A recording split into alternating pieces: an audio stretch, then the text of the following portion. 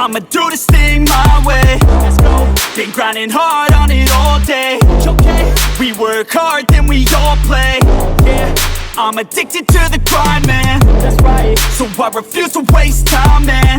Yeah. One day it all will be fine, man. Let's go. Gotta commit to the climb. You know we're back with the Guinness, setting records every minute. Sounds great. Yeah. Okay, perfect. Yeah. So you're like I said, been following you around, and I'm interested in chatting with you because I think you provide a lot of value to a lot of people. And I know you're a consultant, you're an entrepreneur, skydiver, triathlete. He's doing some boxing now, from what I understand. Things of that nature, right? Author. And then of course, maybe we'll chat about the whole steak story, which I think is entertaining. But what is the biggest thing that you're doing now? We're going to get into neurodiversity. That would be it. That would be it. Okay. Yeah. So you're going to companies and consulting. Is that the main thing you're doing now, or are you working as an investor? The majority of my time is spent keynote speaking on both the customer experience as well as neurodiversity in the workplace. Okay. All right. Talking head on CNN for that, things like that. Yeah. So neurodiversity. So that's a term I haven't heard. I looked it up, right, doing some research. So I understand it, but can you explain what is neurodiversity? Yeah. Neurodiversity. I mean, you want to explain it now? Or you want to explain it on the air? Yeah, please. Yeah, go for it. Essentially, neurodiversity is the different types of brains. So the majority of people are neurotypical. In other words, they do things by the book. Their brains work the way they should. They give them the chemicals they need to focus. Then there's neurodiversity. Neurodiversity includes ADD, ADHD, autism, executive function disorder, synthesis, whole handful of things. And our brains are different, and we function differently. That could be very, very good. It could be very, very bad. It could be a little bit of both. For me, my ADHD and dyslexia sucked growing up. And then when I realized that I could stop caring about what other people thought and do what I wanted, I started to make a really good living. And I was able to start and sell 3 companies in much less time than it took normal people to do. Everything I've done is because of, not in spite of, my neurodiversity. And so for me, it came down to figuring out how to use that to my advantage. And so from a business perspective, when you're going in front of these big companies and consulting with them, how are you using that to assist them? Are you talking about how efficient their employees can be, how to communicate with the employees? How does that primarily how to make the workplace more neurodiverse friendly? Because when you raise the water, you bring up all the boats, and so creating neurodiverse friendly workplaces. Okay. And is that something like that in terms of a trend? Because companies and I work with a lot of business owners. So business owners and entrepreneurs are always trying to find out, how do I increase operational efficiency? Companies are spending more on mental health now than they have in ever. Okay. Yeah, that's where I was getting at. So why is that? In other words, what ended up causing these companies to see that COVID. We need to invest in this? COVID, and then companies finally starting to understand that what is good for a few is actually good for all. Okay. And does that come down to, does that the crux of it? It increases productivity, it increases output, increases profitability. I mean, listen to your employees, understand how your employees function best. Just this morning, I was at a thank you party for at my daughter's school for all the class parents. I was the class parent for the 4th grade. And over the course of the year, I probably sent out a few hundred emails, and I made sure that everyone showed up on time to the events, and I made sure the events were funded, and I made sure there was food and all these things. And that was what I was very good at. Sitting at a party for an hour and a half and having to make small talk with other parents from kindergarten through 12th grade. I wanted to put a bullet through my head because that's not what I'm very good at. I have a terrible social battery. It's very, very small. And so understanding when I'm sitting here in my apartment with my dog, I can work much, much better than if I'm surrounded by people. And people say, that's crazy. How could that possibly be? You keynote on stage to 25,000 people at a time. And that is an entirely different scenario. Me to 25,000 versus me having to make small talk with 40 people is in 2 entirely different worlds. understanding what employees do best and how they do it best and giving them permission to do that. COVID pushed us ahead about 20 years in terms of how people can work, because all of a sudden people started working from home and it's like, oh, wow, they can work from home and do pretty well. And they don't need to do whatever the case may be, right? So understanding that, people who are neurodiverse who might not do well with constant distractions, right? The thing about neurodiversity is that when you go down into a zone, I can work for, I've written 6 books, and my last 3 of them are written entirely on airplanes. The whole reason I took the flight was to write the books, right? And then, because I can work for 14 hours nonstop from New York to Tokyo and no one bothers me. Now, fast forward, I'm in an office. I have to, okay, I'm working. Oh, hi, Bob. How can I help you today? Well, that's 20 minutes. Now it's going to take me 40 minutes to get back into my zone. I've just killed my productivity, right? So I shut off all my alerts. I go to work 3 hours later. I pop my head up and I've done more than I'm going to do in a week in an office. So understanding how your employees work and letting them work the way they want, they're going to be more productive for you. And that's really one of the things that kills me, because, I call it the baboon theory. There's a wonderful story about a zookeeper who had 5 baboons in a cage. And one day, as an experiment, he hung a bunch of bananas from the roof of the baboon cage, and he put a ladder into the middle of the cage under the bananas. And eventually one of the baboons looked up and said, ooh, bananas, and climbed the ladder to get the bananas.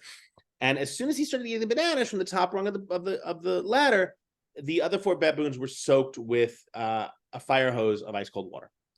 And the other 4 baboons are sitting there going, what the fuck, dude? I was just sitting here. What did I do? The next day, that same baboon noticed the bananas, immediately went for him, and the other 4 baboons were soaked again. Third day, the baboons got smart. And as the first baboon went for the bananas, the other 4 baboons pulled him down and beat the shit out of him. No one got hit with the water. The next day, no one touched the bananas at all, because they knew it was going to be the cold water or that one baboon getting the crap kicked out of him. Following week, they replaced one of the baboons, and they put a new baboon in there. So now they took out one of the originals, put a new one in there, who'd never been there before. He immediately, oh, look, bananas! Before he can even hit the first rung of the ladder, gets the crap kicked out of him. The zookeeper keeps replacing the baboons until there are 5 brand new baboons in the cage, none of whom have ever been hit with water, but all of whom know not to go for the bananas. They just don't know why. And the moral of that story is, well, that's the way we've always done it, right? So if you're going to sit there and do things the same way you used to and not allow for change, you are going to fall behind as a company. Very interesting. Being able to allow your employees to work different ways that might be new to you can actually have tremendous benefits. Yeah, I see that a lot, and I know what you said about COVID accelerating that, because there's a lot of controversy or discussion, if you will, about should everyone be forced to work in the office, or they should have some hybrid. I think it comes down to each organization may be different. Retail versus some other type of business versus online business.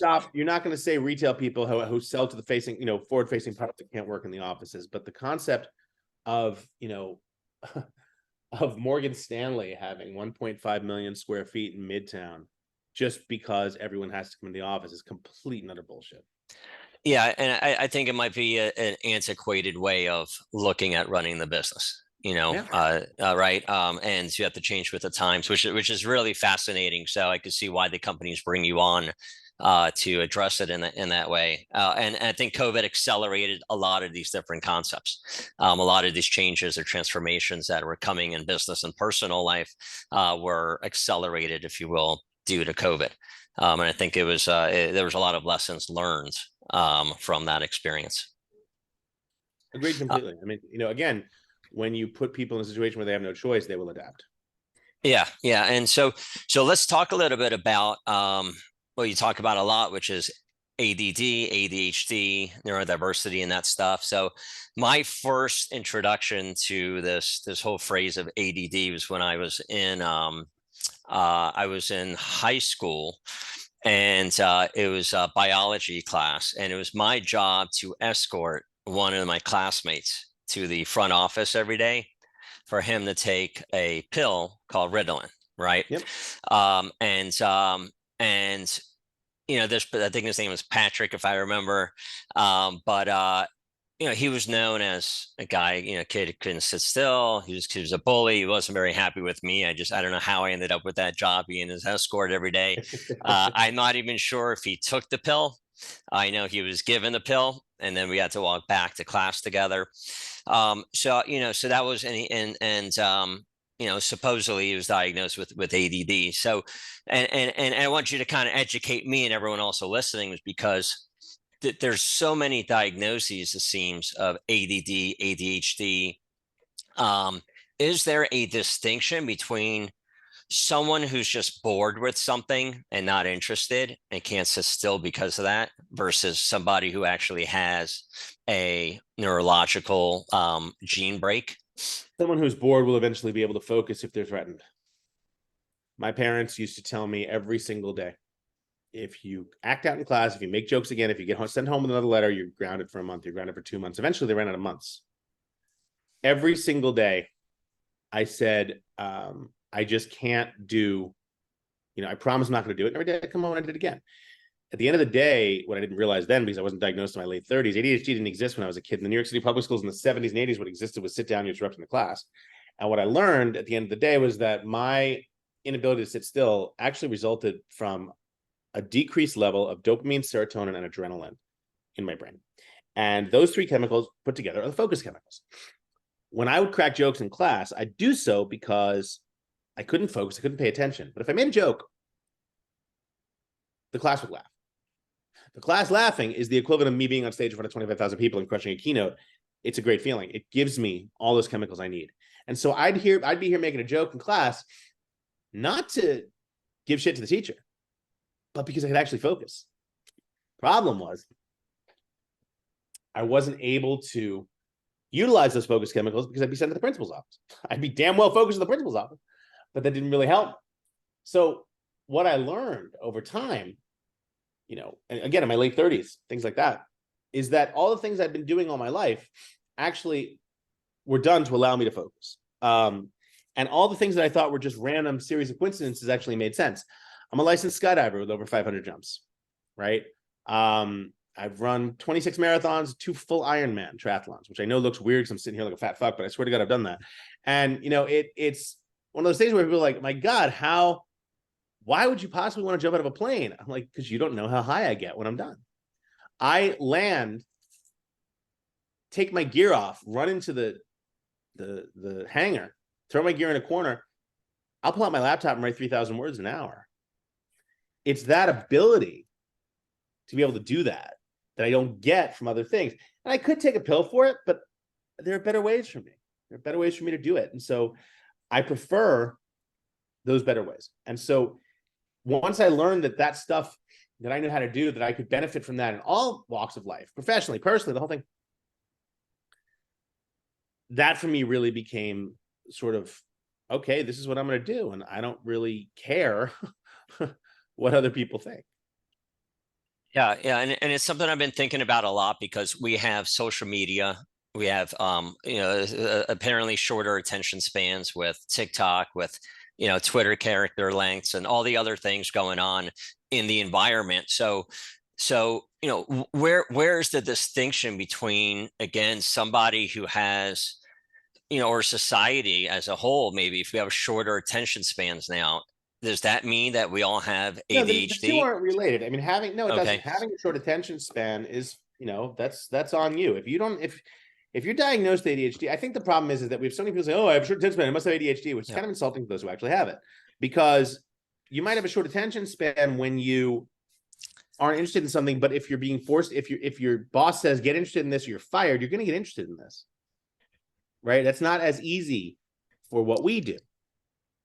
And so for us, we need alternate strategies and solutions to become interested in that stuff again. And that's some of the things that I've worked on, and I've written 2 books about that, how to get back to our focus when we need to have it. It doesn't, for us, it doesn't come as easily as just saying, okay, I'm going to focus now. It's harder than that. And it requires sort of a different way of living, for lack of a better word. Yeah. So can you describe, so on a bad day for someone who has ADHD, what does that day look like? How does their mind work or not work for someone It's who it's the really equivalent of has ADHD? walking out of your bedroom and saying, okay, I first thing I have to do is make breakfast for my kid. Oh, geez, the kitchen's a mess. I didn't finish cleaning up from last night. Let me do that first.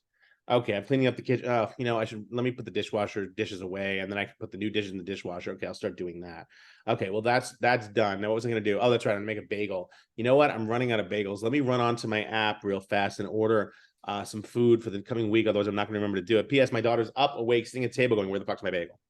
Right? So it's ADHD is paradoxical. You can absolutely 100% intend to do something and then not do it. You could feel as confident, the most confident person in the world. You can know your material down pat and feel as insecure as a cat in a room full of rocking chairs. For me, it really expresses itself by imposter syndrome.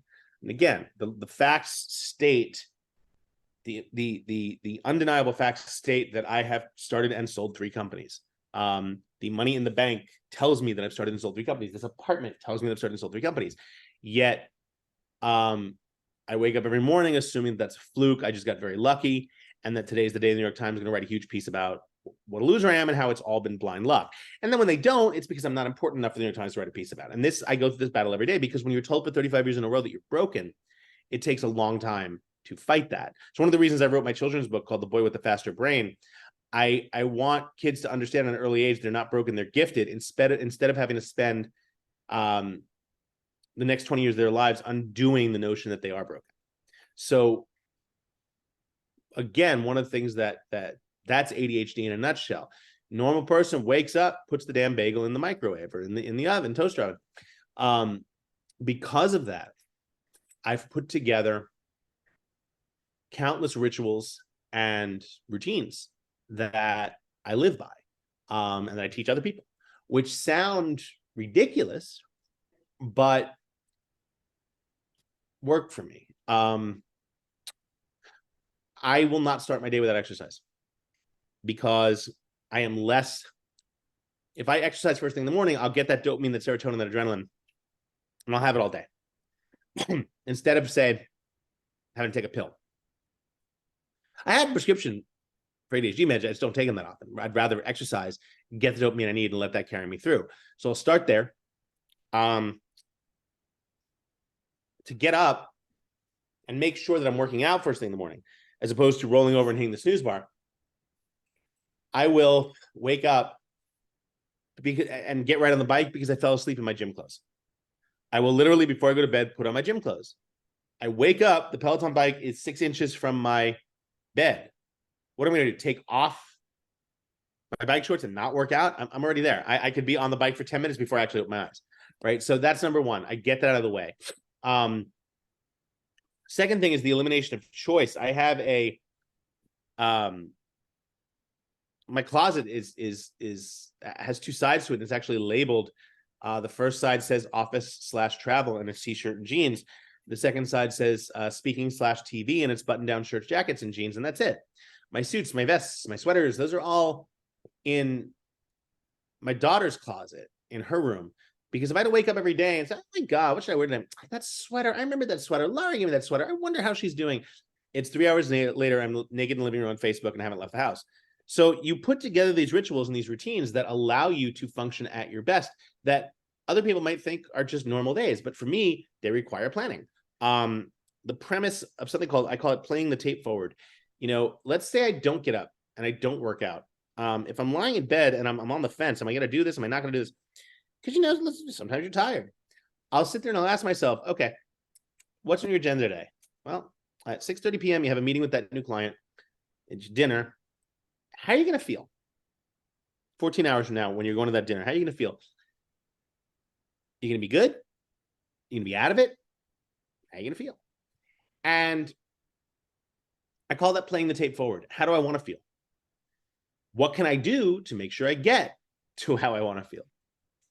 That's usually enough to get me out of bed. So again, you put these things into play, both in a professional environment as well as personal environment. that allow you to do what you have to do and get the things you have to get done, so you're able to do the best you can whenever it is. Yeah, I think all of us could identify with a lot of that, and I'll tell you something about what I did last year is I'm all about optimizing business, wealth, health, all that stuff, personal life, family. So last year I took a gene test, and the gene test came back with an explanation of the different parts, the different genes that are basically the enzymes that are not being produced due to gene breaks. So one of the gene break that is related to ADD, ADHD, focus, all that stuff is COMT, which is short for Yeah. A gene that I'm not even going to try to pronounce, but they can look it up, COMT. So, and I'm sure you have insight on this, and you could give me your thoughts. So apparently I have this gene break, and I have it from both parents. So both parents passed that down to me, where that particular gene for both of them were not working or producing the enzymes you needed to correctly. So I'll read a description of this, and I identify with some of that. I was kind of surprised to see that I had this break, because what you explained that what I'm about to read, I don't actually experience to the level of maybe you do or someone else does, but I do identify with some of this. So it says, people with this genetic mutation or just gene break experience ADD, ADHD, OCD, racing thoughts, poor sleep, etc. This genetic break also includes symptoms of hypertension, high blood pressure, hormone regulation, and regulates brain neurotransmitters. The affected population may be prone to feeling internal chaos and disorganization inside the mind, which then craves external organization in their outside environment. Like you said, being prepared, keeping things organized. And as it literally says here, they typically have very organized closets and tend to favor color-coded and alphabetically organized processes and systems. It bothers them when things are out of place. And one last thing I'll mention, because I think it'll be helpful for people, is it says these people tend to be perfectionists. This is a consummate overachiever profile with type A personalities. Many people with this genetic break are successful because they push themselves. They tend to be entrepreneurs because they can't have a boss or don't like taking direction from others, etc. And it says you could also characterize this as attention overload disorder. In other words, having multiple tabs open in your browser in your brain. So some of this I do identify with. It's not debilitating for me. I haven't noticed something that's maybe affecting me in a profound way. So do all of us, I mean, just reading that, do you identify with a lot of that? And if so, like, do you see that most of society has a certain measure of this? One of every 8 people is neurodiverse. That's 1 billion people in this world. So a lot of people. But again, it's different types of neurodiversity. Being neurodiversity in itself is not a bad thing. In many ways, it's a great thing. For me, I actually had the same gene panel. I have a lack or a mutation in a gene called the MTHKR gene. It's actually, in scientific circles, it's jokingly called the motherfucker gene because of the initials. But that is a gene that's very, very, it's mutated in virtually everyone with ADHD. And there has not been enough research to determine whether or not, what role that gene plays. But it's pretty much a given that if you have that mutation, you're going to be some sort of neurodiverse. So at the end of the day, people learning as much as they possibly can about themselves and learning as much as they possibly can as to how to improve themselves and make themselves better is possibly the best thing that they can do with themselves. To thine own self be true. Know thyself. Once I started doing that, my life got a lot easier. I think it's that simple. I'm a big believer in therapy. I've had the same therapist going on 20 years now. And the guy's amazing. He's I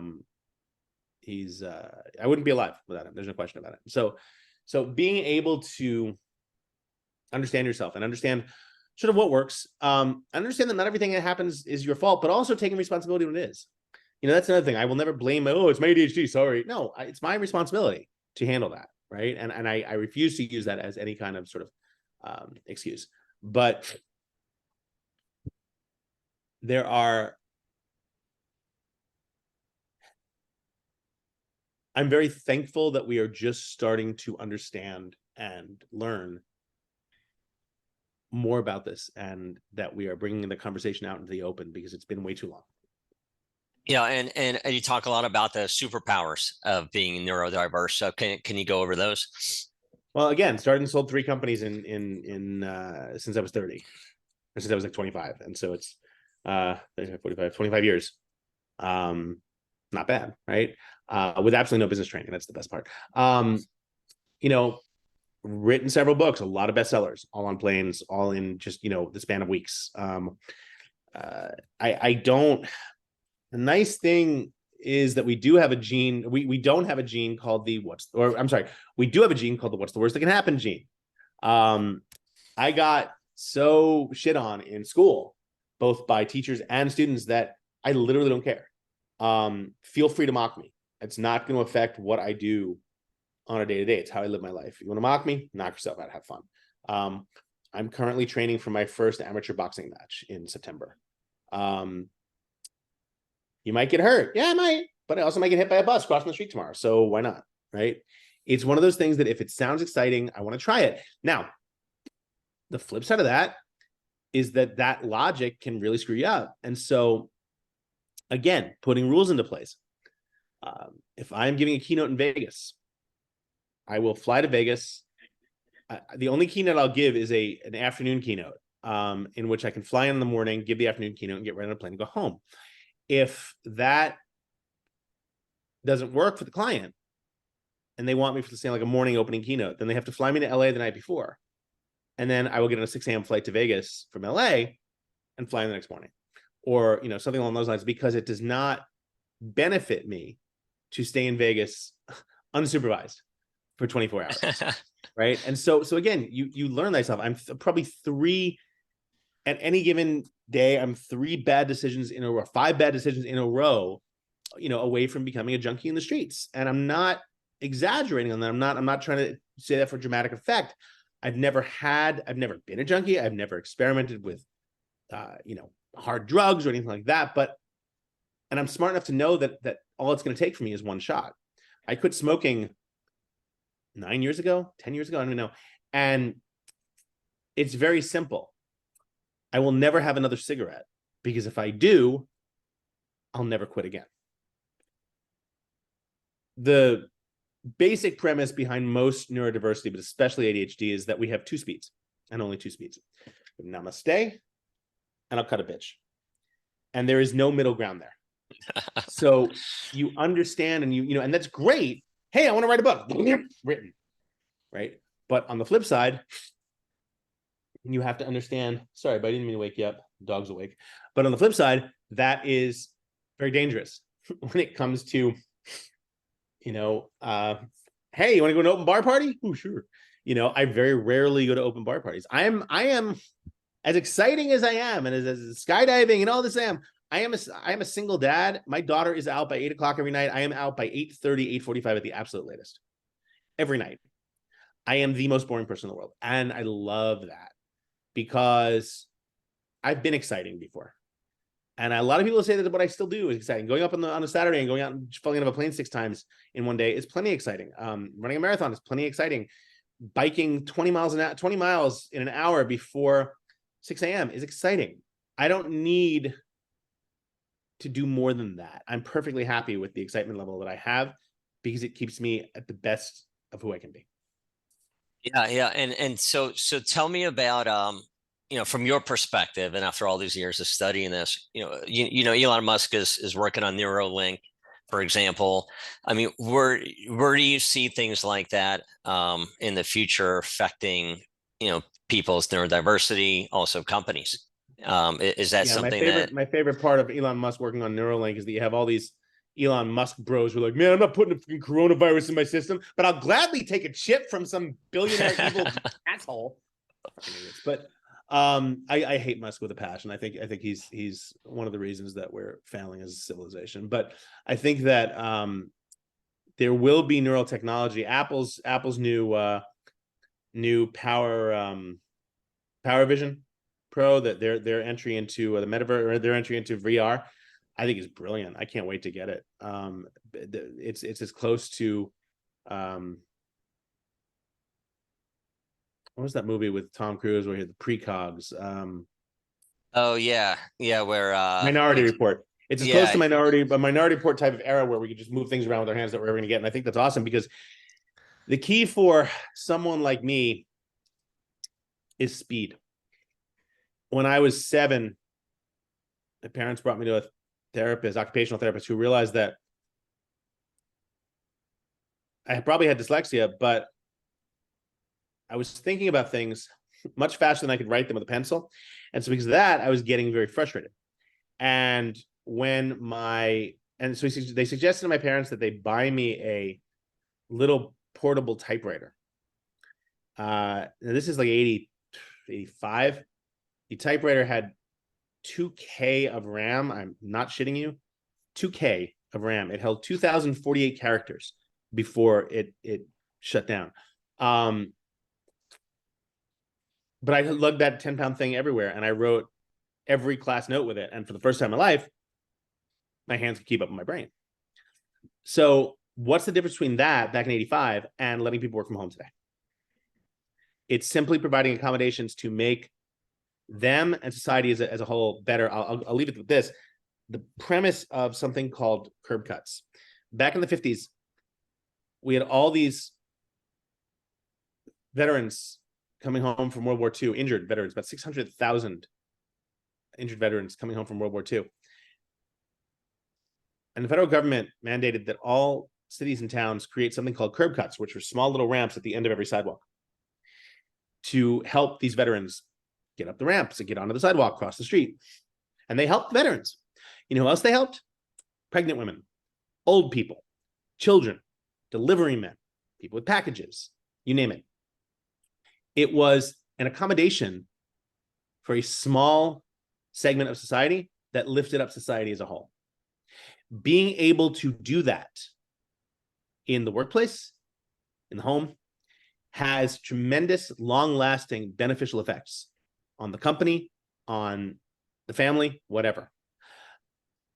To say, oh, we don't want to, if we give noise-canceling headphones to this group in the office, we have to give them to everyone. So fucking give it to everyone. That's great. Let everyone have noise-canceling headphones and not get distracted, right? Oh, we can't move that employee if the door is bothering him. If people come in, he sits in the door and people come in the door every minute and it bothers him and he's distracted. We can't just move him. Then move everyone, right? Don't think about the negatives. Think about the positives that can come from it. Yeah, I agree with that. I mean, it seems like a no-brainer, no pun intended, for companies to accommodate the organization. All it could do, like you said, is lift all boats. So I don't know why there's so much friction there. I think just there's a tremendous amount of growth that could happen internally for a lot of companies, just ironing out all the inefficiencies. So I think the consulting you do, if I was a business owner with a large organization of employees, I would definitely reach out to you immediately, especially with this whole change post-COVID.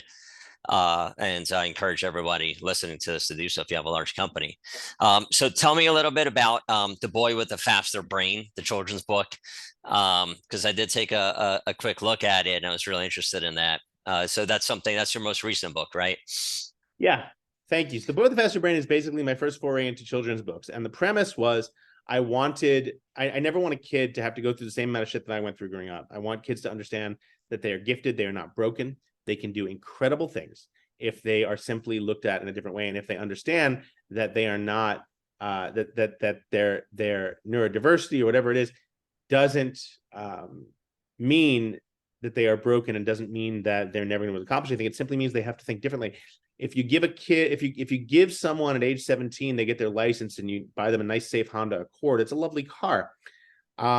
And they learn to drive on it. They spend the next 10 years driving on it. And then they know that if they want to get the highway speed, they have to slam down on the gas and floor it. And then you switch it out for a Lamborghini and give them no additional training and say, go ahead. They're going to try to get on the highway, slam down the gas, they're going to be going 200 miles an hour, and it's not going to end well. These kids simply have to be taught to drive their faster brain, and they can accomplish anything once they do. Yeah. And so what I want to do is a giveaway 5 books, and it'll be our gift, my gift, to the listeners. So I'm going to grab 5 books and do a giveaway. So I'll put the link in the description for whoever's listening on this. Yeah. And I'm going to be ordering some more too, and send them to my kids' schools, and they could add them to the library over there. And anything valuable, anything that'll teach children, the future generation, how to perform better, right? How to navigate through society in a better way. I'm all for that. So congrats on foraying into the children's world, because I think we'll be able to make a big difference in doing that. Actually focusing on that particular generation a lot more than maybe we all have as adults in the past. So how can people find you? I know you're all over social media. What's the best way for people to reach out? Companies for consulting, as well as people who are interested in the topic of ADHD, et cetera. So my entire life, I'm at Peter Shankman on all the socials except Twitter. I'm not there anymore because I hate everything about Twitter and everything that's come. So don't bother getting me there, but get me on Instagram. I post lots of reels of me dancing poorly with my kid who dances amazing. One of the benefits of being a single dad is I can force her to dance with me, and she really doesn't want to complain. So I'm all over Instagram. My podcast, I have the #1 podcast in ADHD. It's called Faster Than Normal. All my books are available on Amazon. Just search for my name. They're available anywhere, but on Amazon as well. And my email is peter@shankman.com. I respond to all my email personally because I think it's the right thing to do. Awesome. And are you going to be, last question, are you going to be airing your boxing match on social media? It's funny. I will definitely be filmed, and I would love to do that. Most definitely. I would love to do that, and I'm hopeful that I can. And when is that happening again? So the match is slated for sometime mid-September. Ironically, the timing on it is not delay, but they wanted to have it at the beginning of the summer, but it had to be delayed to September, not because I'm not ready, but because I'm going to be 51 years old by then, and I fall into the masters category, and they have to find someone around my weight and strength to box, and there are not a lot of old boxers. Okay, that's awesome. Or that's old awesome. amateur boxers. So it's going to be really interesting to watch. I love that. Yeah. Well, congrats on foraying in something brand new again. That's very interesting. Yeah. Well, I would love to see that. I look forward to seeing it on social media. Maybe after the boxing match, after your win, we'll jump back on here and chat some more. I look forward to it. Yeah, looking forward to it, Peter. All right. Thanks for taking your time today. All right. Take care. Bye-bye.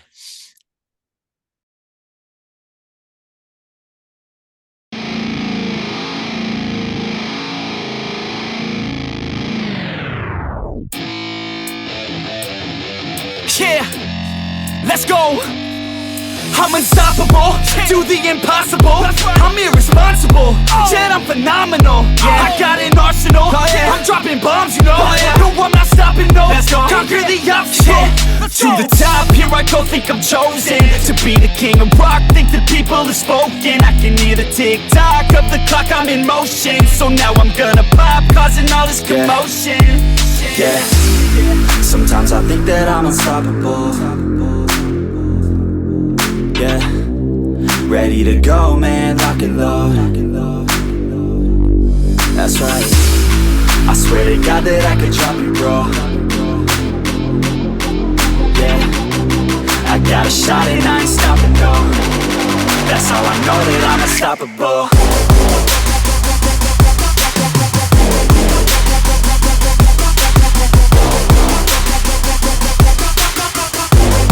That's how I know that I'm unstoppable.